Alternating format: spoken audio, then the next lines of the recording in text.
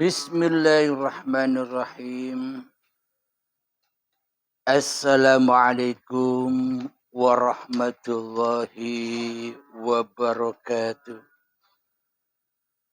Bismillahirrahmanirrahim. Ashhadu an la ilaha illallah wa ashhadu anna Muhammadar Rasulullah. Allahumma salli ala sayyidina Muhammad wa ala ali sayyidina Muhammad. Rabbi israh li sadri wa yassir li amri wahlul 'uqdatam min lisani yafqahu qawli. Amin. Bismillahirrahmanirrahim. Salam hormatku, salam ta'zimku buat para sahabat-sahabatku tercinta, baik yang ada di dalam maupun yang ada di luar negeri, serta para sahabat-sahabat yang lagi menyimak saat ini. Salam hormatku. Semoga kita semua senantiasa diberikan kesehatan, yang sakit segera sembuh, yang miskin segera kaya, yang sedih segera bahagia. Amin ya rabbal alamin. Sebelum kita awali kajian di pagi yang indah dengan rintik-rintik hujan, marilah kita gemahkan di dalam nyawa, di dalam jiwa, dan di dalam roh, bahkan di dalam uripi Allah dengan kalimah-kalimah thayyibah. Subhanallah walhamdulillah wa la ilaha illallah wallahu akbar wa la hawla wa la quwwata illa billahil aliyyil azim. Alhamdulillahi rabbil alamin.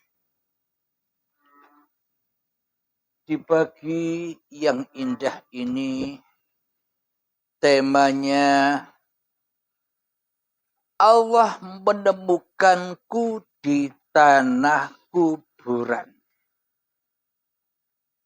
Jadi mana ada tanah yang bukan tanah kuburan? Hakikat tanah kuburan itu adalah tanah di mana seluruh manusia, bumi di mana seluruh manusia diciptakan Allah dari tanah yang mati. Kemudian dihidupkan tanah itu dengan uripi Allah, dengan anugerah Allah, dengan kekuasaan Allah. Dihidupi tanah itu sehingga tanah berproses dari yang mati menjadi tanah yang hidup.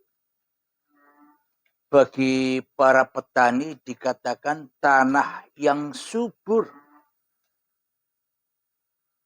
Kemudian dari yang mati kita diciptakan, dihidupi oleh uripi Allah. Jadi tanah diproses menjadi tumbuh-tumbuhan. Tumbuh-tumbuhan diproses lagi oleh uripi Allah sehingga menghasilkan buah-buah dari tumbuh-tumbuhan itu sendiri. Menjadi sayur-mayur, menjadi buah-buahan yang serba enak, menjadi padi. Itulah surga bagi tanah yang dihidupkan bukan itu. Inilah rahasianya surganya Adam. Surganya yang Raono. Maknanya selagi manusia di dalam hidupnya masih memegang kekuasaan Tuhannya, hidup dan badan masih diaku-aku sebagai hidup dan badan manusianya. Manusianya masih lebih wujud daripada wujud Tuhannya. Manusianya masih lebih kuasa dari kuasa Tuhannya. Selamanya manusia takkan pernah bisa kembali ke alam surganya, ke alam ketiadaannya, ke alam kegelapannya, ke alam kemalamannya. Alhamdulillahirabbil alamin. Setelah diproses menjadi buah-buahan, setelah diproses menjadi sayur mayur dan padi, maka hasil makanan itu dikonsumsi oleh calon kedua orang tua kita. Meskipun calon kedua orang tua kita waktu itu masih kecil-kecil, maka dimakanilah, dikonsumsikanlah hasil dari bumi, hasil dari tanah yang mati kemudian dihidupkan untuk menjadi asupan-asupan makanan bagi calon kedua orang tua kita.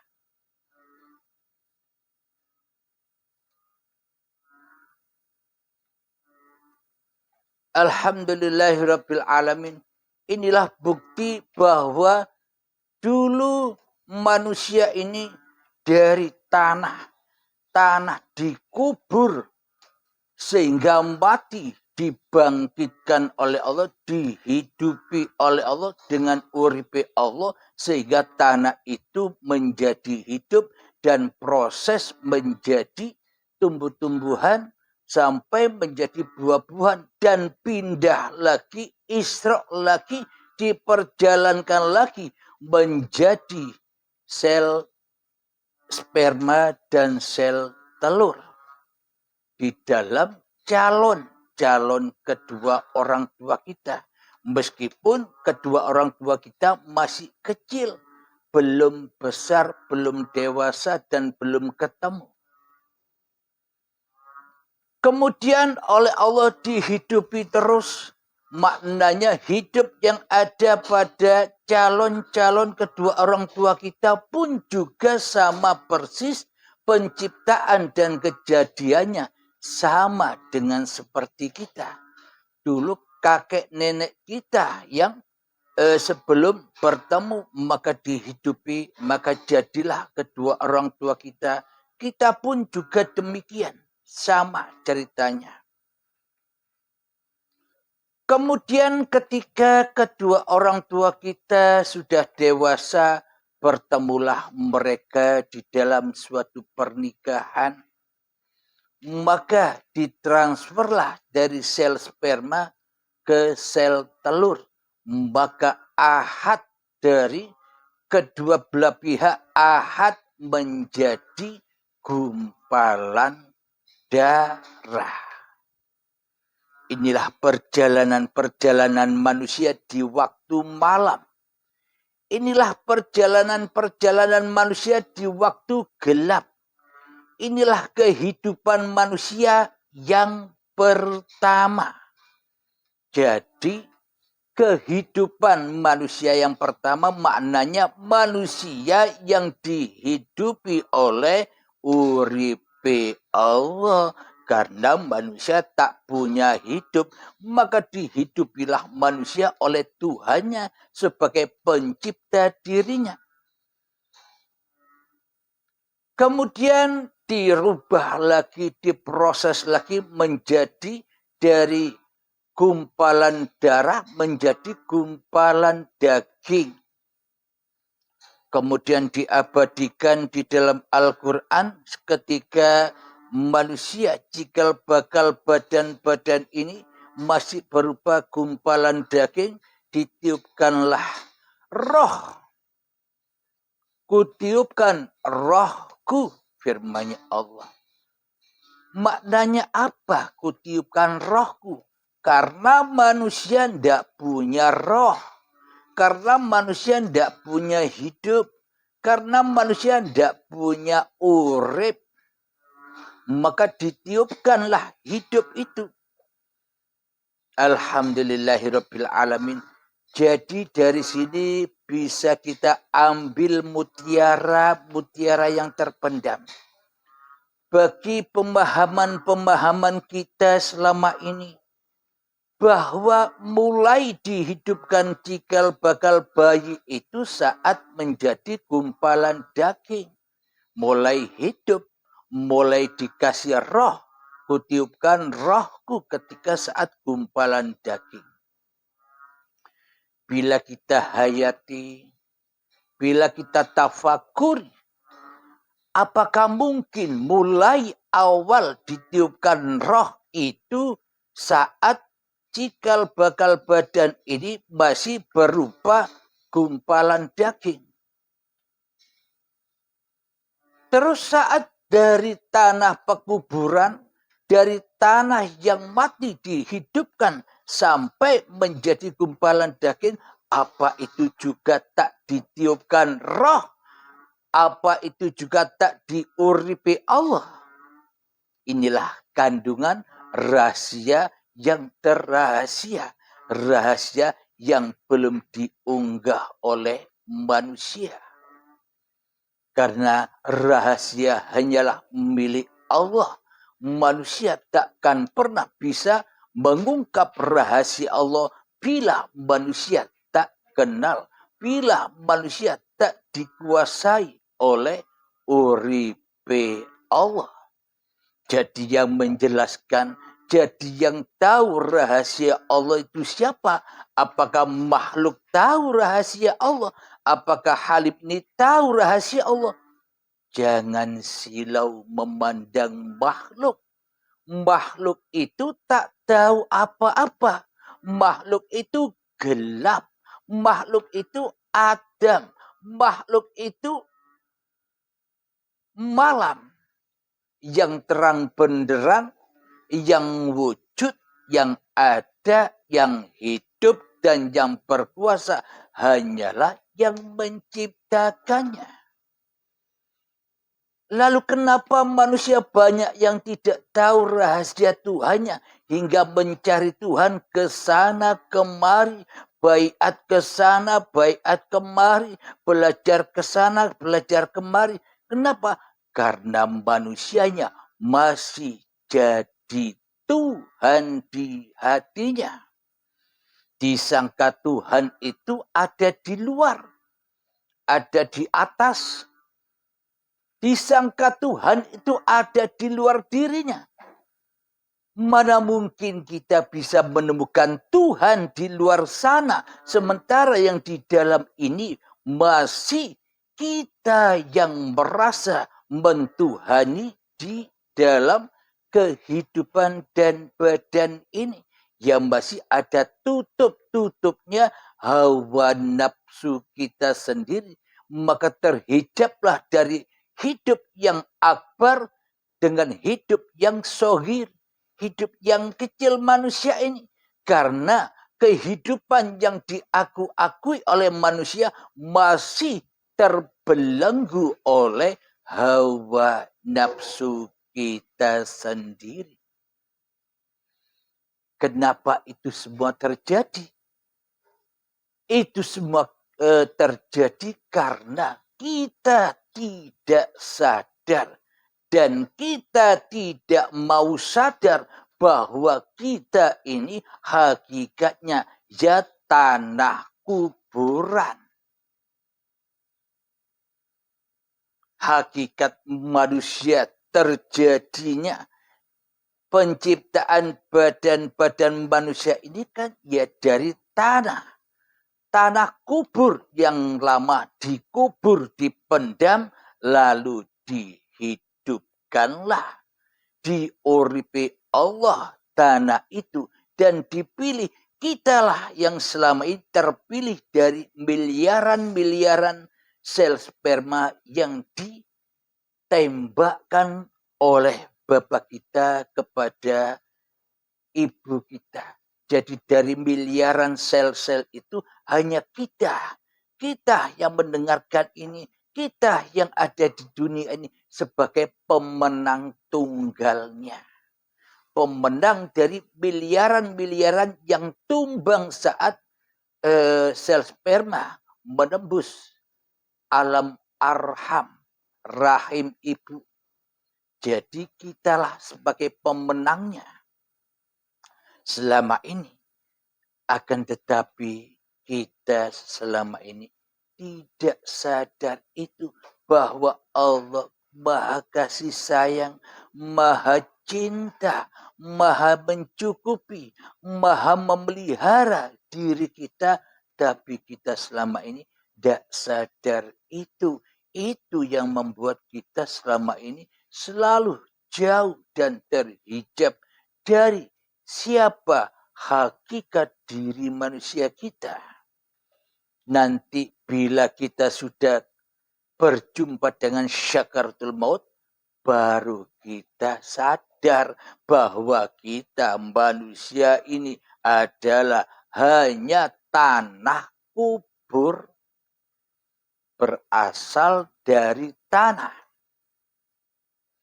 Inilah bukti-bukti yang sangat amat nyata bahwa hakikat diri kita ini berasal dari tanah kuburan. Tanah yang diuripi dari tanah yang mati, kemudian dihidupi, dimatikan lagi, dihidupi lagi, dan dikembalikan kepada Tuhannya. Jadi manusia itu mati 2 kali, hidup pun juga 2 kali. Mohon maaf.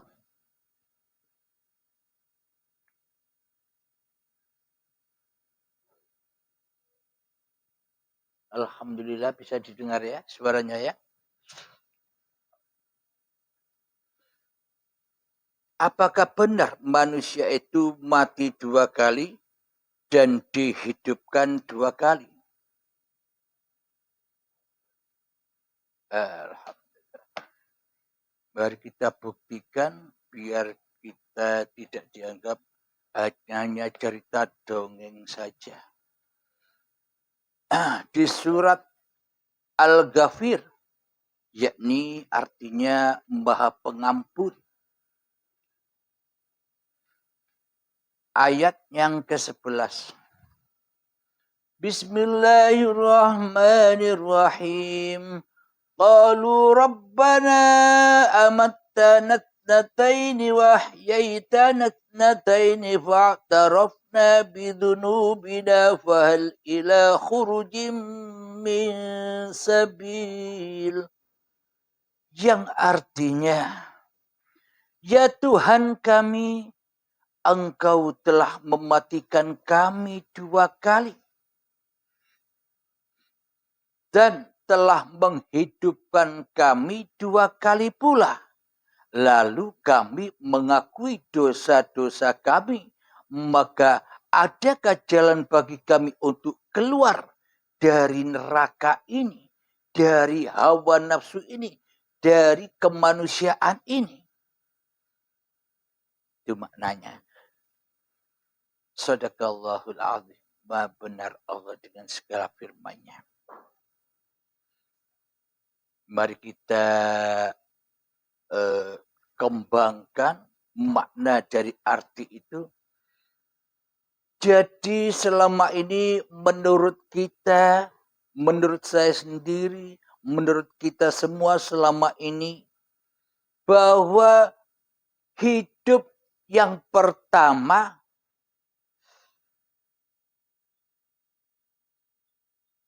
saat kita ada di dunia ini sekarang ini, hidup yang pertama yang kita pahami selama ini, seolah-olah hidup yang pertama ya hidup yang sekarang ini. Setelah kita diciptakan dari tanah, terus dihidupkan sekarang ini. Hidup yang pertama. Kemudian kita dimatikan. Kemudian ada alam kubur. Kubur yang tanah di luar itu. Ada siksa kubur, siksa yang di luar itu. Ada hari kiamat-kiamat yang katanya belum datang-datang sampai sekarang itu. Manusia disuruh diperintah iman menyaksikan hari kiamat, kok tidak nyaksikan karena kiamatnya belum datang. Bila kiamatnya belum datang dan manusia belum menyaksikannya, berarti selama ini manusia tak ada imannya. Kenapa? Karena belum ketemu kiamat. Iman yang nomor 6 kan percaya kepada hari akhir, hari kiamat. Berarti bila kita diperintah percaya, bagaimana mungkin kita bisa percaya sementara kiamatnya belum ada, kiamatnya belum datang. Berarti mulai sejak Nabi Adam sampai akhir zaman ini tak ada manusia yang beriman kepada Allah. Kenapa? Karena belum kiamat. Jadi kenapa iman itu ya harus menyaksikan dengan mata kepala. Hakul yakin, bukan angen-angen wae. Berarti bila kiamatnya belum datang, berarti manusia ya kafir semua, kufur semua, mensekutukan Tuhannya semua. Wong ndak ada imannya, wong kiamatnya masih lama belum datang. Mana mungkin manusia bisa menyaksikan kiamat. Sama dengan Allah. Iman kepada Allah ya harus menyaksikan Allah dengan mata kepala. Bila kita menganggap menyaksikan Allah nanti di surga, bagaimana mungkin Anda bisa masuk surga? Wong selama ini saja tidak Islam, tidak iman, tidak mengakui Tuhan sebagai Tuhan, tidak tahu, tidak bertemu dengan Tuhan yang menciptakan. Berarti jangankan iman kepada hari kiamat, iman yang pertama, iman kepada Allah saja selama ini tidak pernah kita realisasikan, tidak pernah kita lakukan, tidak pernah kita cari selama ini. Inilah bukti bahwa kita selama ini salah paham di dalam memahami Al-Quran. Kenapa? Karena yang memahami manusia ya pahamnya versi manusia. Namun bila yang memahami Allah ya versinya Allah. Kita ikut versinya Allah sebagai yang memiliki Al-Quran atau kita mengikuti versi-versinya hawa nafsu kita sendiri, yang mana hawa nafsu tak akan pernah rela, hawa nafsu tak akan pernah ridho bila kita ini ditiadakan. Hawa nafsu takkan pernah rela, hawa nafsu takkan pernah ridho bila kita diadamkan. Diri kita takkan pernah rela, diri kita takkan pernah ridho bila kita dikatakan mati, tidak hidup. Yang hidup hanya Allah. Tidak rela kita, saudara. Selama ini kita tidak rela. Hanya apa? Hanya angen-angen wae. Hanya eto-eto wae. Hanya kayak-kayaknya saja. Hanya bayang-bayang saja. Agar apa?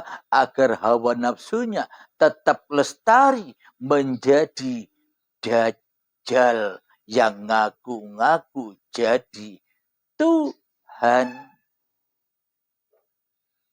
Alhamdulillahirabbil alamin, itulah pemahaman kita selama ini, yang mana kematian yang pertama sudah kita lewati. Ini pemahaman manusia ya. Kematian pertama saat kita dicipta, kehidupan yang pertama ya saat ini. Itu pemahaman kita selama ini. Kematian kedua ya saat innalillahi wa inna ilaihi roji'un, yang katanya setelah mati dipendam di tanah, di kuburan, ketemu dengan ahli kubur, ketemu dengan siksa kubur, ketemu dengan ulat-ulat tanah, cacing tanah, ketemu dengan api-api azab kubur, ketemu dengan malaikat mungkar dan nakir. Sampai kapan? Selama-lamanya disiksa di dalam kuburan, hingga sampai datangnya hari kiamat tiba. Kiamat yang dohir itu. Katanya demikian secara pemahaman manusia. Ini bukan pemahaman Allah yang di dalam Al-Quran. Loh ya, ini pahamnya manusia. Jadi pahamnya hawa nafsu. Kenapa? Karena di dunia ini tak kenal Tuhan. Karena di dunia ini tak pernah bertuhan. Akhirnya membuat pemahaman-pemahaman sendiri tentang Al-Quran. Alhamdulillahirabbil alamin. Sampai kapan manusia menunggu hari kiamat? Kalau di dunia ini belum kiamat, ahli-ahli kubur itu ya tidak bangkit, alias disiksa, diazab terus di dalamnya. Ada yang dihimpit bumi, ada yang gosong, ada yang raib, ada yang tinggal tulang belulang, ada yang jadi tanah, serba macam-macam lah pemahaman hawa nafsu ini. Pemahaman manusia ini bermacam-macam. Karena manusianya masih jadi Tuhan, ya merasa paham dengan Al-Quran. Ini belum saya ungkap pemahaman atau menurut di sisi Allah. Ini masih secara hawa nafsu, secara manusia. Sampai kiamat datang, kiamat kubro, kiamat yang dialami seluruh manusia. Maknanya sejatinya bukan kiamat yang jami'an, bukan kiamat yang akbar, yang dianggap manusia itu kiamat bareng-bareng. Bukan itu maknanya kiamat. Kullu nafsin dha'iqatul maut. Setiap diri manusia itu pasti mengalami kematian. Jadi kiamatnya ya dewe-dewe, ora bareng-bareng. Contoh, ketika manusia tidur, apa manusia seragam jami'an tidur semua? Makhluk tidur semua, hayawan tidur semua, tumbuh-tumbuhan tidur semua. Bila yang kita pahami selama ini seperti itu pemahaman karpe dewe. Coba kita hayati. Bila kita saat ini tidur, berarti kan banyak orang yang bangun, tidak seragam, tidak sama. Ada yang tidur, ada yang bangun, ada hitam, ada putih, ada kiri, ada kanan, ada atas, ada bawah, ada taat, ada maksiat, ada baik, ada buruk. Tidak sama, tidak seragam.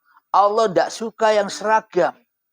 Bila Allah suka yang seragam, maka Allah hanya produksi malaikat-malaikat saja yang selalu mengabdi, menyembah dan bertasbih kepadanya. Tapi Allah juga menciptakan manusia dan iblis. Kenapa? Allah suka yang berpasang-pasangan. Ada laki, ada perempuan. Coba bila Anda yang laki-laki dicipta hanya laki-laki saja. asik apa enggak? Nah, jadi dengan diciptanya yang berbeda-beda itu, itulah yang dimaksud kesempurnaan Allah di dalam penciptaannya. Alhamdulillahirabbil alamin. Jadi yang dimaksud iman kepada hari kiamat itu yakni iman kepada kiamatnya masing-masing diri manusianya. Sadar Allah, sadar kepada Tuhan, sadar bahwa diri kita hanya tanah. Ini sadarnya sekarang atau nanti ketika syakaratul maut. Ini bedanya. Jadi makna dari hari kiamat itu adalah ketika manusianya sudah mampu, ketika manusianya sudah faham di dalam paparan-paparan ketuhanan, paparan-paparan uripe Allah, maka manusianya siap mati, siap baiat, siap kiamat. Jadi kiamatnya ya beda-beda, ora seragam. Seperti yang dipahami kita selama ini. Jadi kiamatnya ya dewe-dewe. Menuju Tuhannya ya dewe-dewe. Manusia yang satu tidak bisa menanggung manusia yang lain. Yakni nafsi-nafsi. Berangkat menuju Allahnya dewe-dewe. Bukan bareng-bareng seperti kita baris itu. Baris bareng-bareng, jalan bareng-bareng, melewati siratal mustaqim bareng-bareng. Itulah pemahaman-pemahaman kita selama ini. Alhamdulillahirabbil alamin. Jadi biar tidak panjang-panjang kita mengungkap bagaimana pemahaman atau yang dimaksud Allah di dalam Al-Quran itu.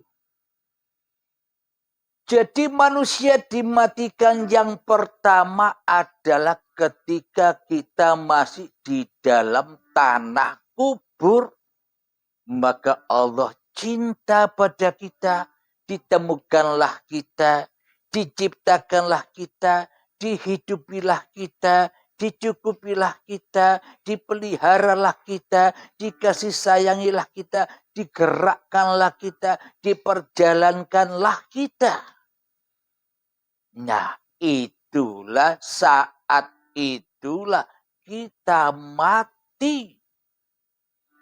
Mati yang pertama saat kita belum dicipta. Belum dihidupi. Belum diproses. Dari tanah sampai menjadi tumbuh-tumbuhan. Kita masih mati di alam ketiadaan. Di alam keadaman, di alam kesubuhan, di alam kekosongan. Itulah kematian manusia yang pertama. Yang kedua, ketika Allah mulai memproses menghidupi tanah, mulai menciptakan dari tanah cikal bakal badan ini, maka dihidupilah tanah itu dengan uripe Allah. Dengan uripe Allah itulah tanah bisa makan. Dengan uripe Allah itulah tanah bisa minum, diminumi, dimakani, didulang, disuapi dengan kasih sayangnya Allah. Dengan uripe Allah itulah manusia bisa cikal bakal badan manusia yang dari tanah bisa bergeser ke sini, bergeser ke situ, bisa bergerak maju, bisa bergerak mundur. Siapa? Uripe Allah yang menggerakkan.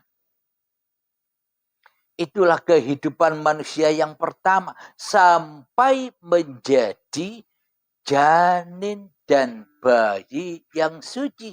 Kullu mauludin yuladu alal fitrah. Jadi bayi yang terlahir ke dunia ini semuanya dalam keadaan suci bersih. Kenapa? Karena masih ada manusianya. Belum ada ada manusianya, masih goib manusianya. Meskipun kata orang tua kita, waktu itu kita sudah wujud, kita sudah nyata, kita sudah hidup, kita sudah jadi bayi. Menurut kedua orang tuanya sudah nyata syariatnya bayi. Akan tetapi menurut kita, masing-masing diri kita saat bayi terlahir, kita belum ada, kita belum nyata, kita belum wujud, kita belum hadir di dalam kehidupan bayi dan badan bayi ini yang menjadi cikal bakalnya badan kita saat ini. Saat bayi kita tidak ada.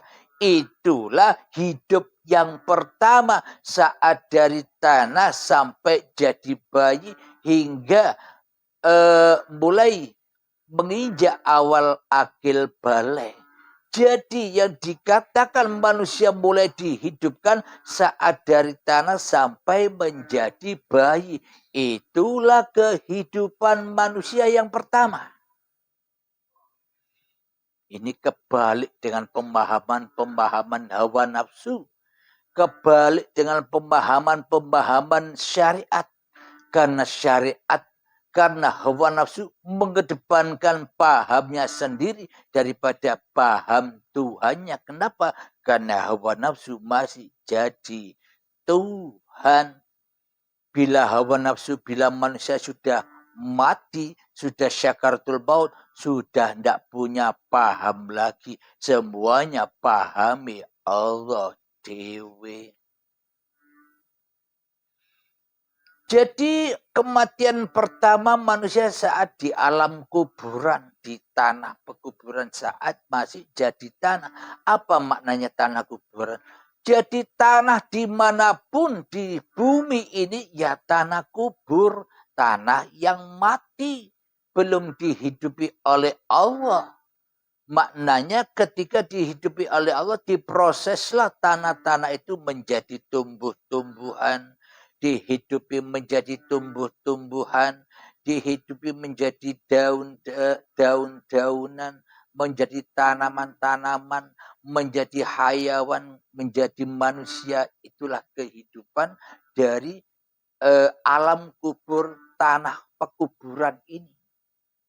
Nah, sesuai judulnya, Allah menumbuhkanku di tanah kuburan, menjadikanku dari tanah kubur, tanah yang mati. Sejatinya kita ini ya mati, jangan merasa hidup. Jika kita merasa hidup, maka selamanya kita tak sadar bahwa kita ini bukan Tuhan, yakni hanyalah tanah yang mati. Makanya di dalam sholat 5 waktu dan di seluruh ibadah-ibadah itu diperintah untuk menjalankannya supaya belajar mati. Belajar ke alam kuburnya. Di dalam sholat-sholat yang kita kerjakan, di dalam ibadah-ibadah yang kita kerjakan, sesungguhnya tujuannya supaya kita kembali ke asal-usul penciptaan diri kita. Kembali kepada lillahi ta'ala. Jangan malah jauh dari Allah dengan sholat-sholat kita. Jangan malah jauh dari Allah dengan ibadah-ibadah kita. Di dalamnya kita tidak mau kembali jadi tanah, tidak mau sujud kepada tanah dan hancur lebur kepada tanah, malah kita jadi tambah sombong, jadi tambah bangga, jadi tambah mulia. Ini kenapa? Karena salah Tuhan, salah di dalam memahami bertuhan, salah dalam memahami iman dan rukun Islam itu sendiri. Kenapa? Karena selama ini kita merasa sudah benar sendiri. Seperti siapa? Seperti iblis. iblis dan setan yang merasa dirinya lebih mulia daripada Adam. Hidup kita, badan kita selama ini seolah-olah merasa lebih wujud, merasa lebih ada, merasa lebih hidup, merasa lebih kuasa daripada keadaman kita sendiri. Merasa wujud, merasa hidup, merasa berkuasa dari ketiadaan kita sendiri. Diri kita selama ini merasa nyata, merasa hadir, merasa hidup, dan merasa berkuasa. Kenapa? Karena kita lupa dari mana kita berasal, dari alam kuburan, alam kematian. Jadi bila hati kita demikian, sampai kapan kita bisa bertemu Tuhan? Sampai kapan kita mau kembali kepada Tuhan? Apa menunggu saat Baiatul Akbar, saat Sakaratul Maut tiba, yang mana semua harta yang dikumpul-kumpulkan dihancurkan. Semua cinta-cinta yang ada di hati kita dihancurkan, dilepas. Hidup dan badan pun juga dilepas saat Baiatul Akbar. Yakni di dalamnya sakitnya seperti kambing disayat hidup-hidup, dipisahkanlah antara kulit dan dagingnya. Di situ perihnya, sakitnya, azabnya 1000 kali dari itu. Kenapa? Karena kita selama ini sudah kelamaan jadi Tuhan. Tidak mau jadi hamba, tidak mau jadi Adam, tidak mau jadi goib, tidak mau jadi rawujud, maunya ngaku-ngaku wujud terus, maunya ngaku-ngaku jadi pangeran terus-terusan. Akhirnya ya tambah hancur. Apapun yang dilakukan, amalnya hancur, ibadahnya hancur. Bagaimana disebut amal dan ibadah? Hatinya saja tidak Islam, hatinya saja tidak iman. Bagaimana mungkin kita bisa menyebut ibadah dan sholat kita, sementara kita bukan jadi hamba Allah, tapi jadi hamba awake dewe. Ya tidak diterima dong oleh Allah. Ya tidak sampai sholat dan ibadah tahajud kita kepada Allah. Wong Tuhannya di dalam hatinya bukan Allah. Bagaimana mungkin sampai dan diterima amal kita? Pasti yang menerima amal kita ya hawa nafsune dewe. Setan iblisnya dewe yang senyum-senyum. Karena manusianya sudah diperbudaknya dengan sholat dan ibadahnya. Kata iblis setan begini, ayo bro sholat bro. Agar kau dikatakan orang alim. Agar kau dikatakan kiai. Agar kau dikatakan tuan guru. Agar kau dikatakan habaib. Agar kau dikatakan kiai. Agar kau dikatakan ustadz. Ayo sholat bro. Katanya iblis demikian. Tapi kenyataannya di dalam masjid, di dalam sholat, kita ketemu Allah apa ketemu iblis? Katanya iblis begini, ayo sholat. Tapi di dalam sholatmu kau nyembah aku. Kau nyembah dunia yang kujaminkan kepadamu. Ketika sholat, iblis ngajak, bro, biarkan jasadmu itu jungkir balik sendiri. Ayo kita keluar. Ayo kita lihat dunia. Lihat mobil yang mewah. Lihat makanan-makanan yang enak. Lihat urusan-urusan dunia. Kamu punya janji apa dengan kolega-kolegamu?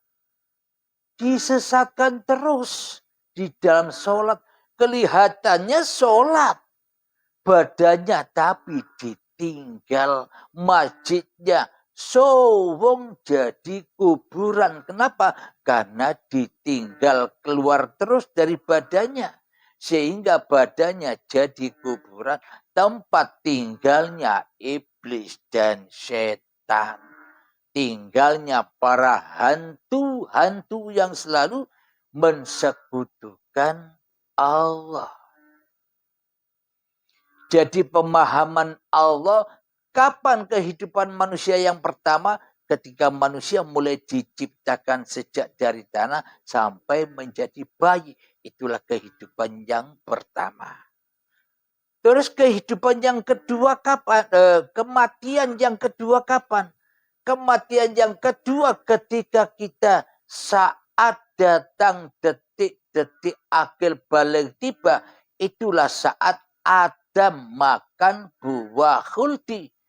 Adam yang tidak ada, yang tidak wujud, yang tidak hidup, yang tidak kuasa kita ini, saat itulah mulai ngaku-ngaku wujud.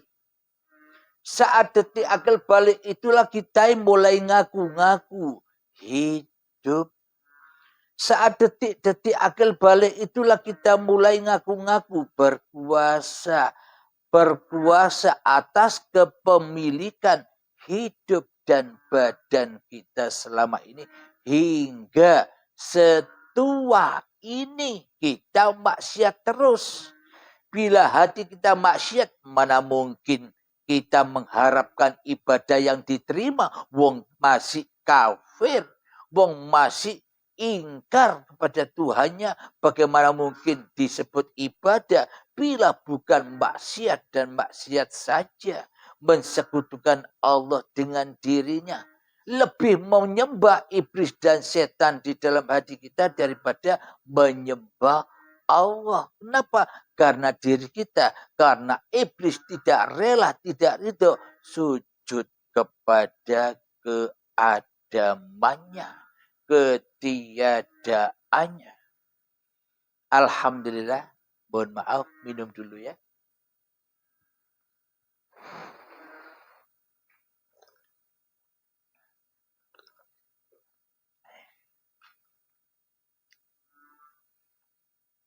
Saya kira ini sudah cukup. Satu ayat saja cukup. Kita kembangkan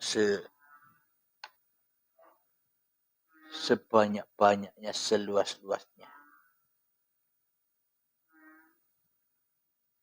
Alhamdulillahirabbil alamin. Jadi saat detik-detik akil balik itulah yang dilambangkan oleh Allah di dalam Al-Quran. Adam dan Hawa makan buah khuldi, makan buah. Jadi semua manusia makan buah yang terlarang, pohon yang terlarang. Pohon apa? Kayu apa? Kayu khuldi. Jadi dengan memakan kayu khuldi inilah manusia merasa hidup. Tadinya tidak hidup, tadinya Adam, tadinya Raono.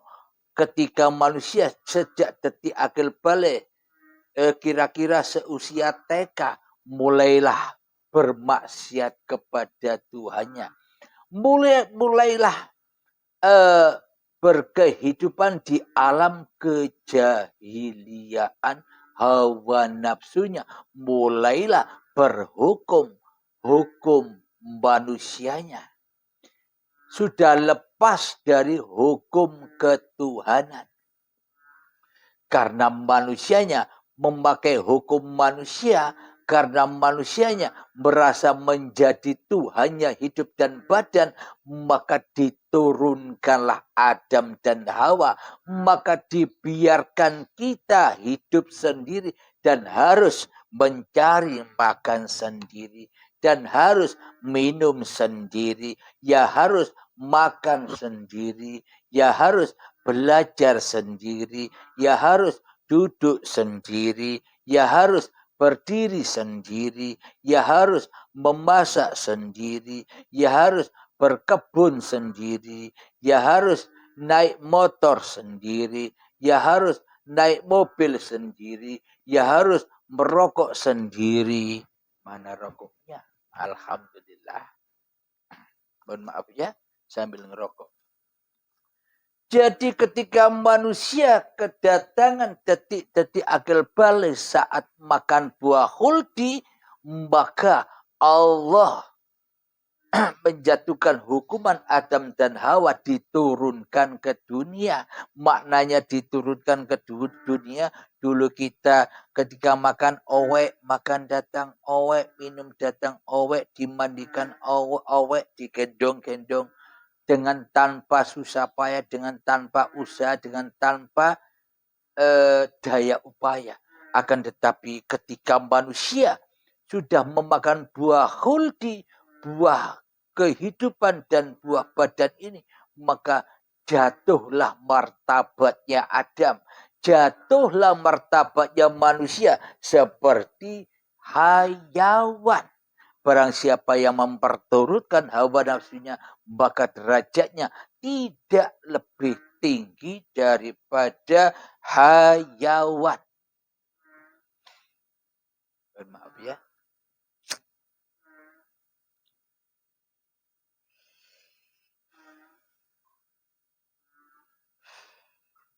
Alhamdulillahirabbil alamin. Jadi saat detik akil balik ketika manusia makan buah khuldi, ketika manusia mulai bermaksiat, ketika manusia mulai jahiliyah hatinya keras melebihi kerasnya batu, itulah kematian yang kedua. Mati apanya? Mati imannya. Mati apanya? Mati hatinya. Jadi kelihatannya manusia secara syariatnya hidup. Tapi di sisi Allah manusia pada mati karena tidak mentuhankan Allah di hatinya. Karena tidak menghidupkan Allah di hatinya.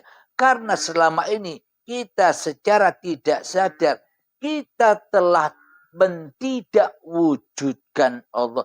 Kita telah mengadamkan Allah. Secara tidak sadar kita telah mematikan Allah dengan hidup manusianya. Nah, bila begitu, mana ada manusia yang beragama dan bertuhan? Mana ada amal-amal yang diterima? Sementara manusianya yang jadi Tuhan, yang menjadi khalifah sendiri atas hawa nafsunya sendiri selama ini. Ya muspro apa yang dilakukan. Jangankan sholat dan ibadah. Jangankan sholawatan. Jangankan zikiran.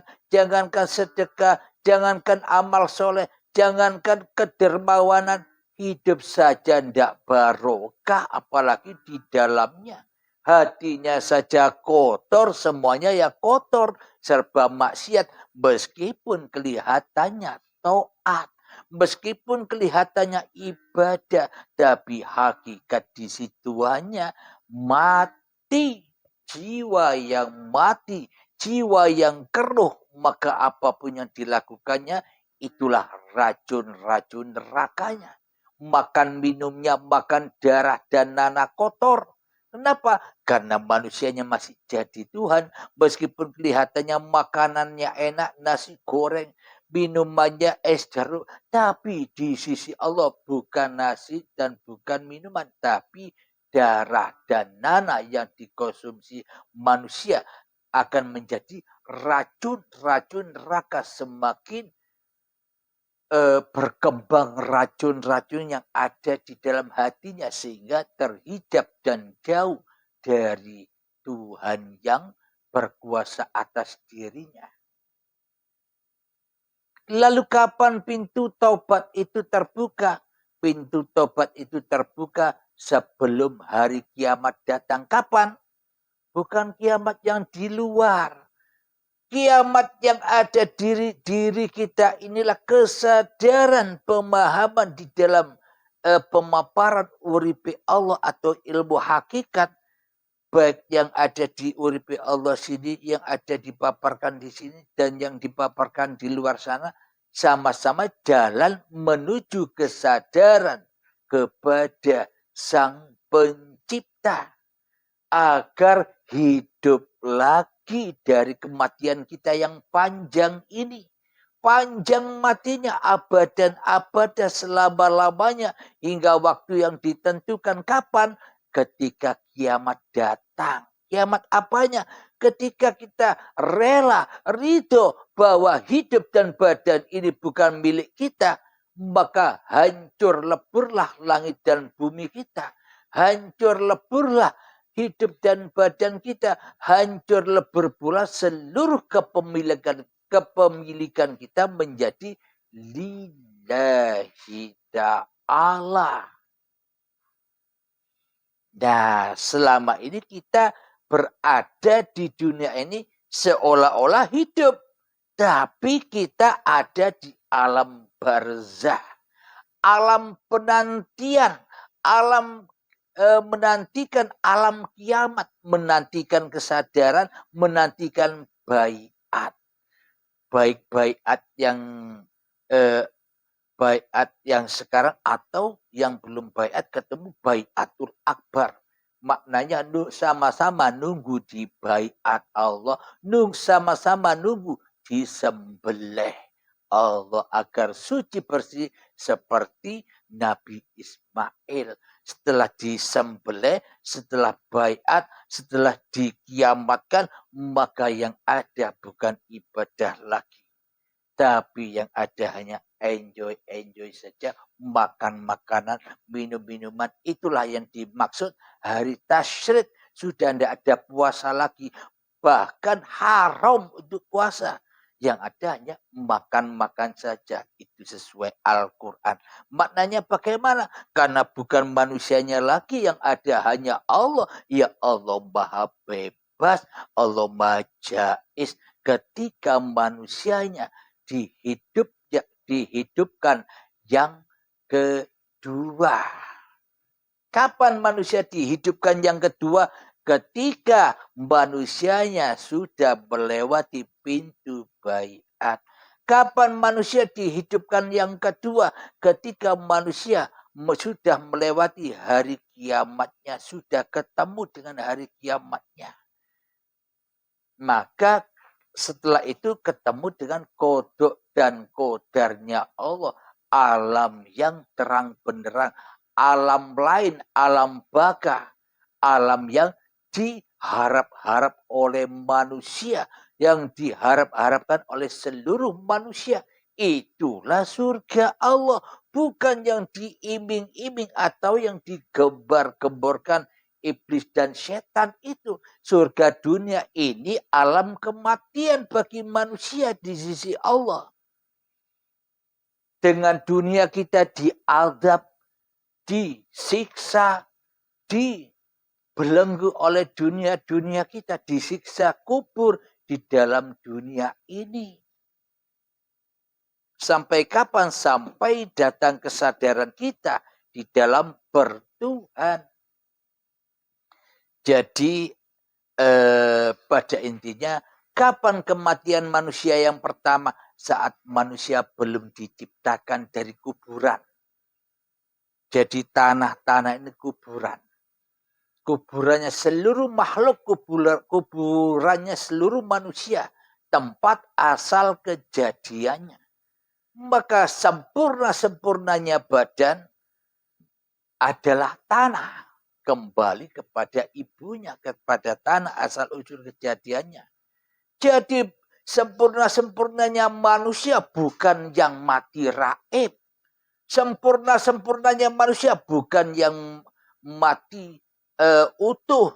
Kalau mati utuh ya apa bedanya dengan Fir'aun yang sudah 3.000 atau 4.000 tahun lamanya masih utuh. Kalau dianggap mati yang bagus, mati yang mulia. Dan juga bukan mati secara tulang belulang. Jadi babakan badan sudah, jangan diurusi lagi. Badan bukan milik kita kok diurus-urus. Biar Allah yang mengurusi semua itu. Entah raib, entah wudu, entah jadi tulang belulang, entah jadi tanah. Biar Allah yang ngurus. Kita sudah tidak ada kok masih ngurus-ngurus yang ada. Yang tidak ada ngurus-ngurus yang ada kan mustahil. Meskipun badan kita raib, kita yang tidak tahu, kita tidak ada. Meskipun badan kita utuh, kita juga tidak tahu, wong kita sudah tidak ada. Meskipun badan kita jadi tulang belulang, kita yang tidak tahu di tanah itu, wong kita tidak ada di tanah. Meskipun jadi tanah pun kita juga tidak tahu, karena kita sudah kembali kepada Allah. Inna lillahi wa inna ilaihi roji'un. Jadi camkan dalam hati kita, asal dari tanah, sempurna kembalinya badan ini ya kepada asal muasal kejadiannya. Kalau raib ya harus ditanyakan. Sewaktu hidupnya punya ilmu apa yang belum disempurnakan. Yang mana ilmu-ilmu amalnya menjadi khodamnya. Yang mana khodamnya belum rela dan ridho. Akhirnya jasadnya disembunyikan raib. Tapi hal yang demikian itu dibangga-banggakan. Tapi hal yang demikian itu dicari-cari manusia di dalam menggapai ilmu hakikat makrifat agar dikatakan orang bahwa dirinya adalah waliullah. Kalau kita tidak ada, meskipun kita dianggap disebut orang ahli maksiat atau ahli taat, disebut wali atau bukan, apa imbasnya buat kita, wong kita sudah tidak ada. Alhamdulillah. Saya minum dulu ya, agak batuk.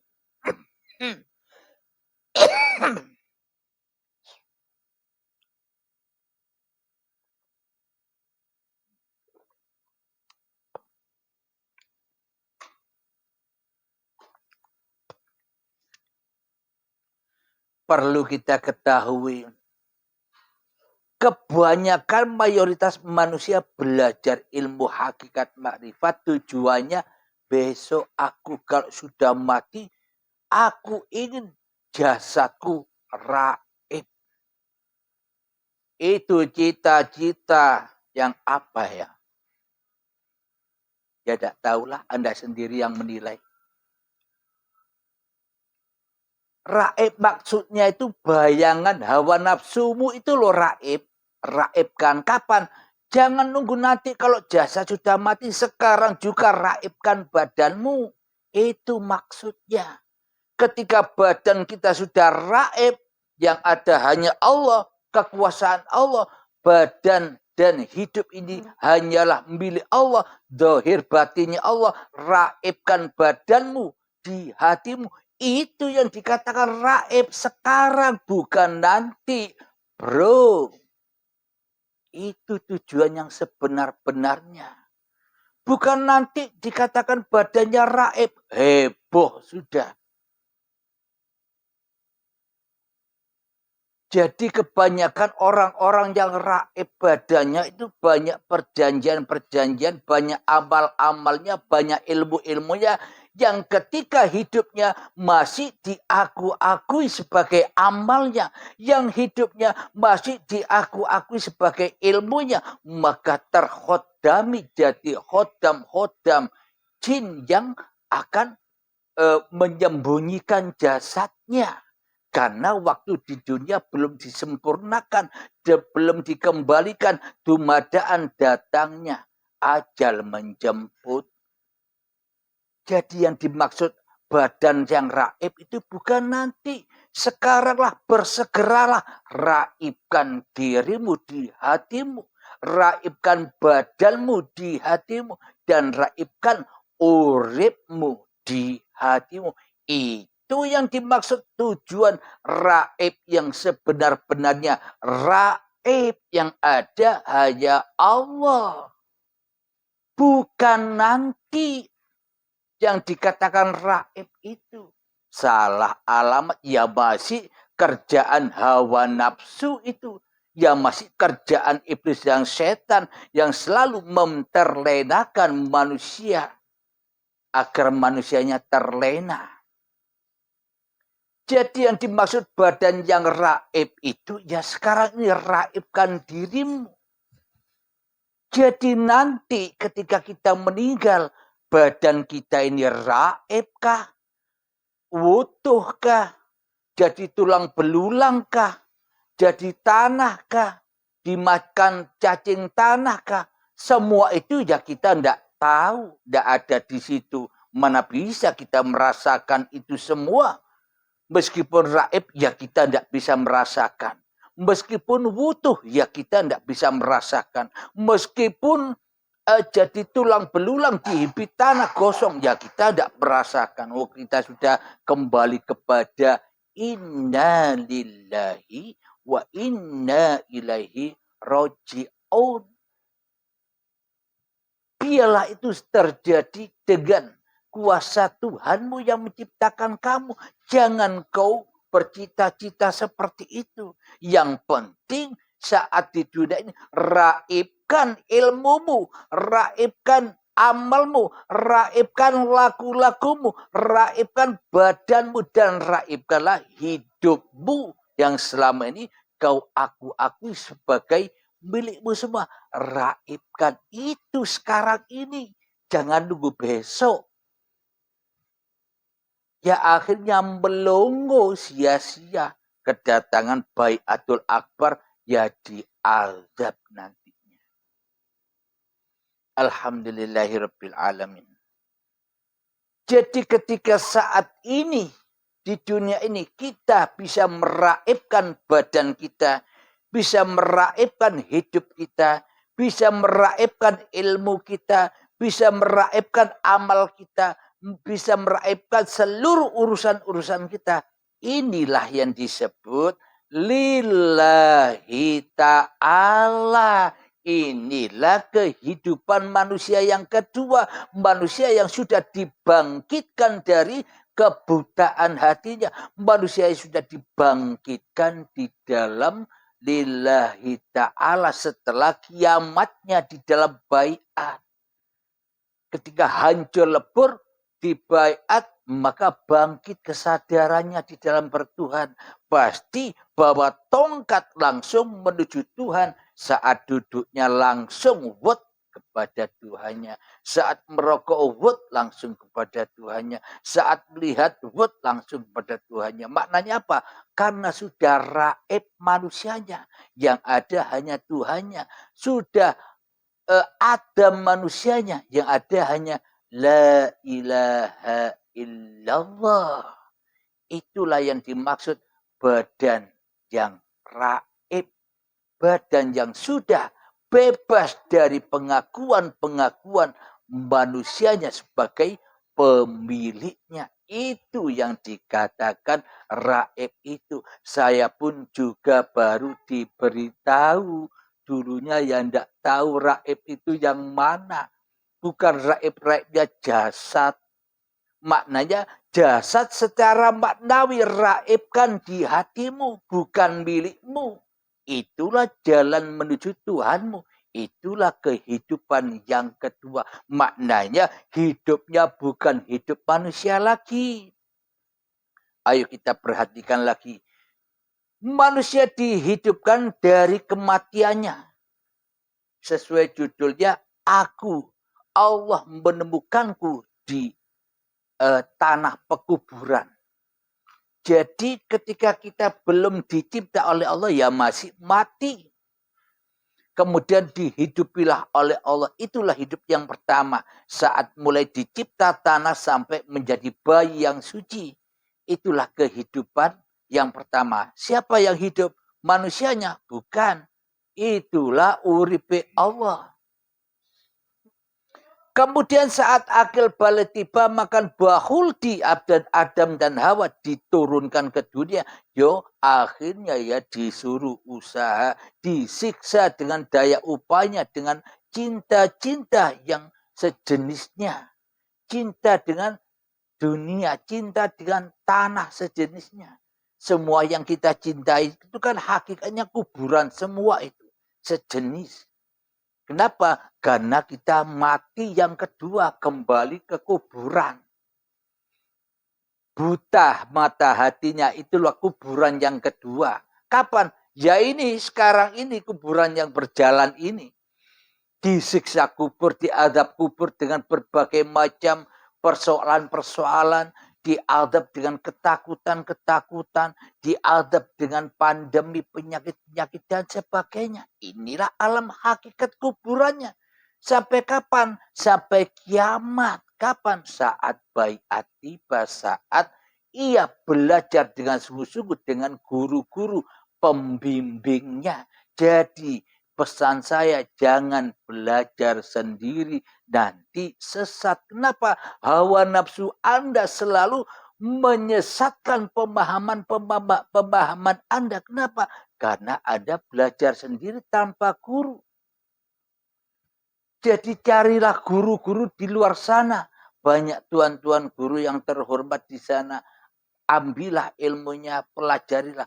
Pokoknya minta baiat. Baiat saja sudah. Kepada tuan-tuan guru yang di area Anda berada. Kepada kiai, kepada habib. Silakan belajar.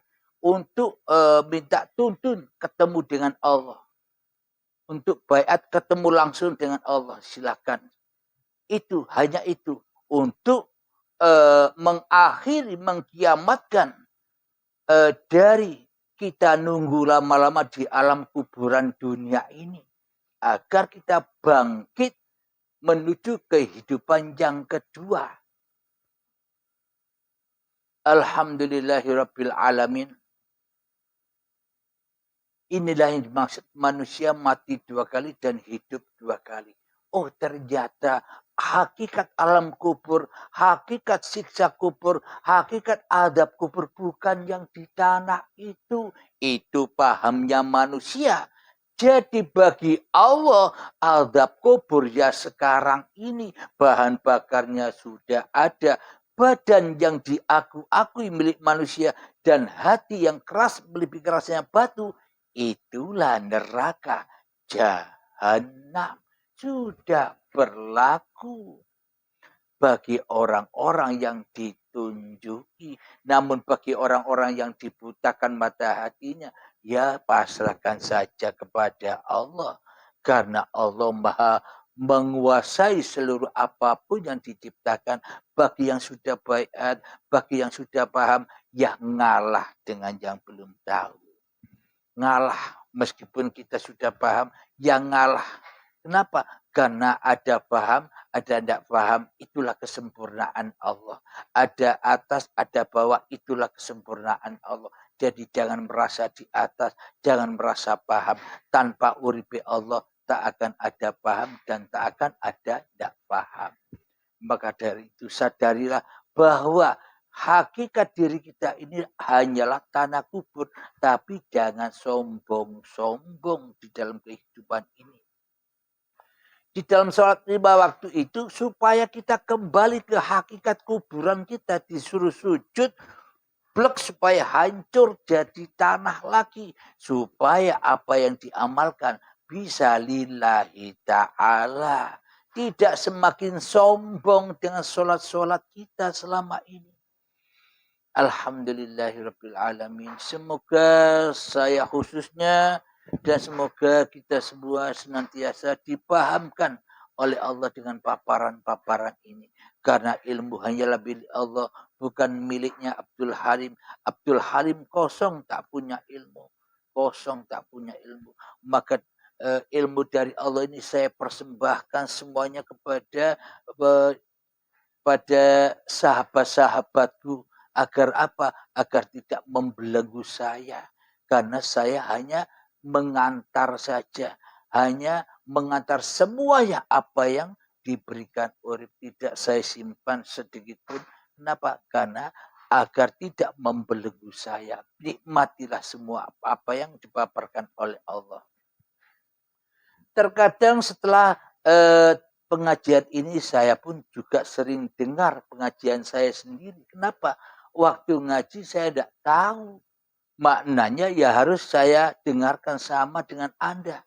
Sama-sama mendengarkan, saya pun sama dengan Anda, sama-sama belajar. Belajar menuju uripe Allah. Bila ini ilmu saya, bila yang wujud hanya saya, bila yang hidup hanya saya, bila yang berkuasa hanya saya di hati Anda, manakah mungkin ilmu Allah akan terus mengalir dari jiwa yang kotor ini, dari jiwa yang najis ini, dari hati yang keruh ini, dari hati yang penuh dengan penyakit-penyakit ini. Anda bisa memahami itu. Marilah kita bersama untuk membersihkan kotoran-kotoran itu sebelum ajal tiba. Kita berlomba-lomba mengkiamatkan diri sebelum mati. Matikan dirimu sebelum matimu. Marilah kita bersihkan semua. Karena sesungguhnya seluruh manusia itu adalah wali-walinya Allah. Seluruh manusia itu adalah nabi dan rasulnya Allah. Seluruh manusia itu utusan-utusan Allah. Tapi mayoritas manusia tidak mau jadi utusan Allah. Tidak mau jadi Rasulullah. Tidak mau jadi ciptaan Allah. Kita manusia selama ini hanya cinta kepada diri kita sendiri. Lebih cinta diutus diri kita sendiri. Lebih cinta dirasuli iblis dan setan yang selalu dan selalu menyuruh jauh dan jauh dari Allah. Selalu menyuruh mensekutukan Allah dengan diri kita sendiri. Alhamdulillahirabbil alamin. Semoga saya khususnya dan kita semua dipahamkan oleh Allah. Sebelum kita akhiri, marilah kita gembahkan sholawat dolimin tabul bala. Allahumma sholli ala sayyidina Muhammad wa ashghil الظالمين بالظالمين اللهم صل على سيدنا محمد وأشغل الظالمين بالظالمين وأخرجنا من بينهم سالمين وعلى آله وصحبه أجمعين. Bismillahirrahmanirrahim. Alhamdulillahirabbil alamin. Allahumma ya qadhiyal hajat, Allahumma ya mujibad da'wat, Allahumma ya rafi'ad darajat, Allahumma ya muhillal muskilat, Allahumma ya syafiyal amrat, Allahumma ya kafiyal muhimmat, Allahumma ya dafi'al baliyat, Allahumma khtim lana bil iman, Allahumma khtim lana bil islam, bijahi sayyidil mursalin, Rabbana atina fid dunya hasanah, wa fil akhirati hasanah, wa qina adzabannar. Wa sallallahu ala sayyidina Muhammad wa ala alihi wa sahbihi wasallam. Walhamdulillahirabbil alamin. Akhirul kalam. Assalamualaikum warahmatullahi